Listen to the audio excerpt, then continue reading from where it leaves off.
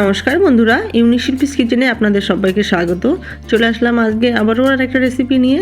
আজকে আমাদের রেসিপি হচ্ছে মোচা চিংড়ি। মোচা আপনারা সবাই কম বেশি বানাতে পারেন, তো আমি কিভাবে মোচা চিংড়ি বানাই সেই রেসিপিটাই আজকে আমি আপনাদের কাছে শেয়ার করব। তাহলে আসুন বন্ধুরা, বেশি দেরি না করে রেসিপিটা আজ আমরা দেখে নিই।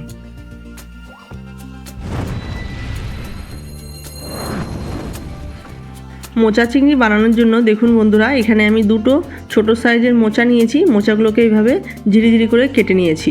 তো দেখুন, মোচার ভেতরে যে নিচের দিকে একটা মোটা খোসার মতো থাকে সেটা ফেলে দিলাম, আর শক্ত ডান্টির মতো একটা শির থাকে সেটাকে ফেলে দিয়ে তারপরে কুচিয়ে নিয়েছি।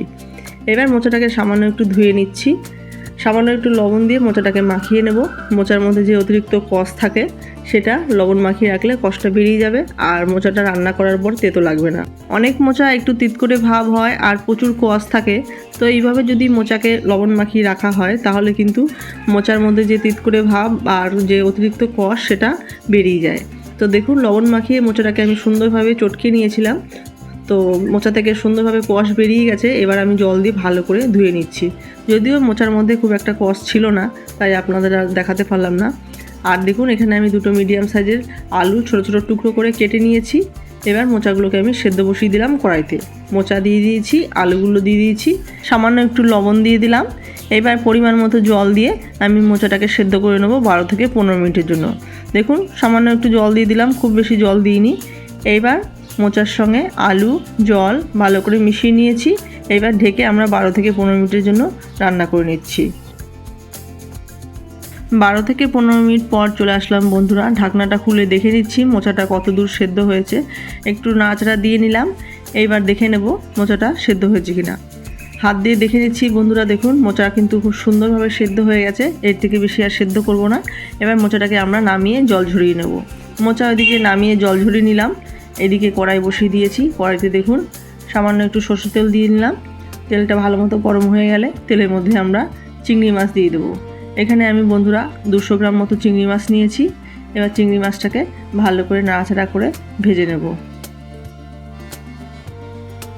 সামান্য একটু লবণ দিয়ে দিলাম আর সামান্য একটু হলুদ গুঁড়ো দিয়ে চিংড়ি মাছটাকে নাড়াচাড়া করে ভেজে নিচ্ছি। তো বন্ধুরা, আমার ভিডিওটা যদি আপনাদের ভালো লেগে থাকে একটা করে লাইক করবেন, কমেন্ট করবেন আর সাবস্ক্রাইব করে পাশে থাকবেন। স্কিপ না করে পুরো ভিডিওটা দেখবেন, আশা করছি আপনাদের ভালো লাগবে। কথা বলতে বলতে দেখুন বন্ধুরা, চিংড়ি মাছটা ভাজা হয়ে গেছে। এর থেকে বেশি আর চিংড়ি মাছটা আমি ভাজলাম না। চিংড়ি মাছ খুব বেশি ভাজলে চিংড়ি মাছ শক্ত হয়ে যায়, খেতে ভালো লাগে না, তাই আমি এর থেকে বেশি আর চিংড়ি মাছটাকে ভাজলাম না। এবার কড়াইতে পরিমাণ মতো সরষের তেল দিয়ে দিয়েছি মোচা রান্না করার জন্য। তেল ভালো মতো গরম হয়ে গেলে তেলের মধ্যে দিয়ে দিয়েছি আমি দুটো তেজপাতা আর দিয়ে দিয়েছি একটা মিডিয়াম সাইজের কোচানো পেঁয়াজ। এবার পেঁয়াজকে আমি লাল লাল করে ভেজে নেব। পেঁয়াজ ভাজা হয়ে গেলে তারপরে আমরা এর মধ্যে মশলা অ্যাড করব। তো দেখুন বন্ধুরা, পেঁয়াজ কিন্তু খুব সুন্দরভাবে ভেজে নেওয়া হয়ে গেছে। এবার এর মধ্যে আমি 4টে কুচনো কাঁচা লঙ্কা অ্যাড করলাম আর দিলাম সামান্য একটু আদা বাটা আর দিয়েছি হাফ চামচ মতো গোটা জিরে আর সামান্য একটু গোটা ধনে, দুটো একসঙ্গে নিয়ে আমি শিলনোড়ায় বেটে নিয়েছি। তো বন্ধুরা, মোচা রান্না করার সময় যদি এইভাবে শিলনোড়ায় বেটে মশলা করে নেওয়া হয় তাহলে কিন্তু মোচার স্বাদ দ্বিগুণ বেড়ে যায়। তো গুঁড়ো মশলা থেকে এইভাবে বাটা মশলায় মোচা রান্না করলে মোচা কিন্তু দারুণ লাগে খেতে। আপনারা অবশ্যই একবার বাটা মশলায় রান্না করে খেয়ে দেখবেন। তো মশলাটা সুন্দরভাবে কষিয়ে নিচ্ছি। দেখুন বন্ধুরা, মশলা থেকে তেল ছেড়ে দিয়েছে। এবার এর মধ্যে আমি দিয়ে দিচ্ছি পরিমাণ মতো লবণ আর দিয়ে দিচ্ছি সামান্য একটু হলুদ গুঁড়ো। লবণ হলুদ দিয়ে আবারও মশলার সঙ্গে সুন্দরভাবে কষিয়ে নিচ্ছি। সুন্দরভাবে কষানো হয়ে গেলে আমরা তারপরে এর মধ্যে মোচাগুলোকে অ্যাড করে দেবো। তো দেখুন বন্ধুরা, মশলা খুব সুন্দরভাবে কষানো হয়ে গেছে। এবার আমরা এর মধ্যে আগে থেকে সেদ্ধ করে রাখা মোচাগুলো অ্যাড করে দিলাম। মোচাগুলো কিন্তু আমি একটু চেপে চেপে জল ঝরিয়ে নিয়েছি। জল ঝরাতে দিয়েছিলাম, তারপরে আমি হাত দিয়েও একটু চেপে চেপে জল ঝরিয়ে নিয়ে তারপরে মশলার মধ্যে অ্যাড করলাম। তো এইভাবে আপনারা চেপে চেপে জলটা ফেলে দেবেন, তাহলে মোচাটা খেতে বেশি ভালো হবে আর কষাতেও সময় কম লাগবে। একটু হলুদ গুঁড়ো দিয়ে দিলাম, হলুদটা কম মনে হচ্ছে তাই। এবার নাড়াচাড়া করে নিয়ে মোচাটাকে আমরা কষিয়ে নেব। গ্যাসের ফ্লেমটাকে মিডিয়াম করে নিয়ে একটু নাড়াচাড়া করে নিয়ে মোচাটাকে আমরা সুন্দরভাবে কষিয়ে নিচ্ছি। তো দেখুন বন্ধুরা, 10 থেকে 12 মিনিট পর আবারও আসলাম। মোচাটা কিন্তু খুব সুন্দরভাবে কষানো হয়ে গেছে। এবার এর মধ্যে আমি অ্যাড করে দিচ্ছি আগে থেকে ভেজে রাখা চিংড়ি মাছগুলো। চিংড়ি মাছগুলো দিয়ে আবারও নাড়াচাড়া করে নিয়ে মোচাটাকে সুন্দরভাবে কষিয়ে নেব। মোচা যত কষাবেন খেতে কিন্তু তত বেশি ভালো হবে। আর কষকষ যে ভাবটা আছে সেটা আর থাকবে না। তো নাড়াচাড়া করে নিয়ে গ্যাসের ফ্লেমটাকে মিডিয়াম করে নিয়ে মোচাটাকে আমরা সুন্দরভাবে কষিয়ে নিয়েছি। তো দেখুন বন্ধুরা, মোচা কিন্তু খুব সুন্দরভাবে কষে গেছে আর পরিমাণেও অনেকটা কম হয়ে এসেছে। তার মানে মোচা আমার পুরোপুরি কষানো রেডি।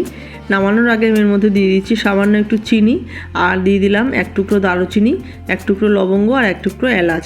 একদম ছোট ছোট টুকরো দারচিনি, এলাচ, লবঙ্গ দিয়েছি। ওটাকেও আমি শিলনোড়ায় বেটে এর মধ্যে অ্যাড করে দিলাম। তো গরম মশলা দেওয়া হয়ে গেছে, চিনি দেওয়া হয়ে গেছে, আর দিয়ে দিচ্ছি সামান্য একটু ঘি। তো ঘি, গরম মশলায় এই মোচার স্বাদ কিন্তু অনেক মাত্রায় বেড়ে যাবে। তো সব কিছু দিয়ে নাড়াচাড়া করে নিচ্ছি আরও 30 থেকে 40 সেকেন্ডের মতো নাড়াচাড়া করে নিয়ে তারপরে আমরা নামিয়ে নেব। তো দেখুন বন্ধুরা, মোচা চিংড়ি আমার পুরোপুরি রেডি।